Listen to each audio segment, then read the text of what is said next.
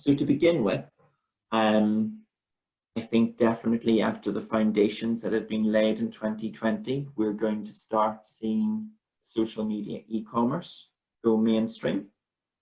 And already actually 50% of college students in the US have said that they have bought something via Instagram. So this is very much something that's being driven by Gen Z.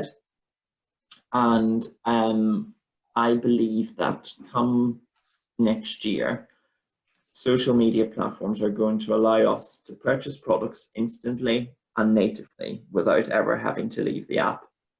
I saw some commentary recently from Stephen Bartlett, who's one of the best known commentators of influencer marketing in Europe, and he expects Mark Zuckerberg's vision for Facebook and Instagram to be that they'll be the shop front, and he personally thought that there was going to be an evolution of WhatsApp in 2021, whereby WhatsApp would play the role of customer services and checkout.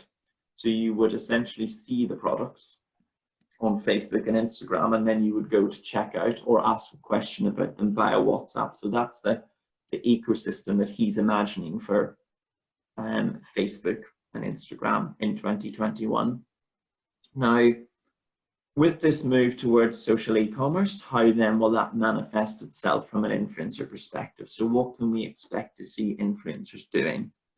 I think we're going to see influencer hosted live shopping streams. I know that these have been very popular in Asia. I don't think they're going to be as popular in Europe, because I think the way in which we consume content is slightly different here. But I think around key retail periods such as Black Friday and Cyber Monday, we're definitely going to be starting to see that type of content being merged with social e-commerce.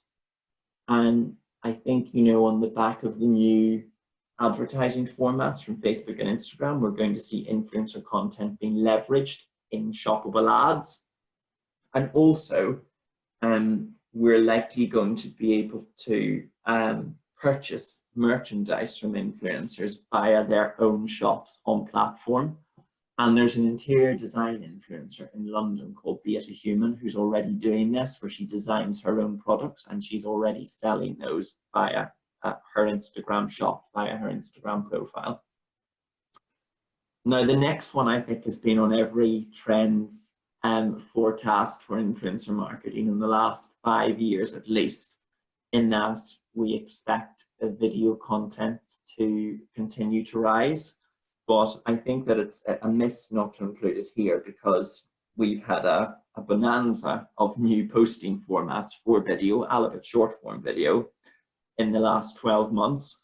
And indeed, Cisco predicted 80% of online content in 2021 will be video, and that's a figure that's increased from 60% the previous year. I expect influencers to lead the way here with the new posting formats. We know that they're often the early adopters. Snapchat has identified that with their incentivization of creators using the new spotlight feature. And I think that we're going to, and we are already indeed seeing brand stories being brought to life with Reels, spotlights, and YouTube shorts. And I expect to see more of that in the 12 months ahead. Now, we talked earlier about the impact that the creation of the influencer pay gap had on the influencer industry, and really, for the first time, the influencer industry had a bit of a moment of reckoning where they were like, oh, you know, there really is need for some tangible change here. And then the payment of influencers to address the influencer pay gap, and also to run campaigns which better reflect the communities in which we all live. Now, I think that that scrutiny is going to continue in 2021. 2020 very much created a legacy for minority creators and audiences, and I think that there's going to be a greater expectation going forward for campaigns to be more diverse, and for agencies and brands to be taking tangible action and to make commitments to address the influencer pay gap and those statistics that I mentioned earlier to be fully addressed. Finally, while 2020 has definitely been an economically challenging year, I think it's also been a year of opportunity for influencers.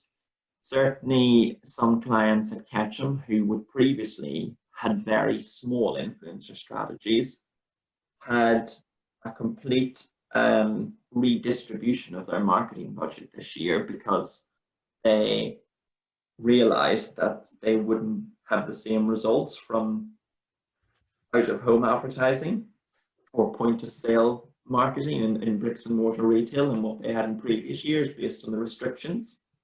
And they invested more budget in influencer marketing. And of course, with more budget comes greater expectation. And current figures suggest that influencer spend will increase by 15% globally in 2021. And we as an agency have been thinking about how we can better measure the impact of our influencer partnerships, and have in 2021 plans to roll out a proprietary tool stack which will be looking, in addition to audience demographics, also audience passions and interests. And then when we go to get the content live itself, also looking in greater detail at the customer journey and leveraging brand uplift tests and how we are essentially bringing to life the business impact of our influencer collaborations.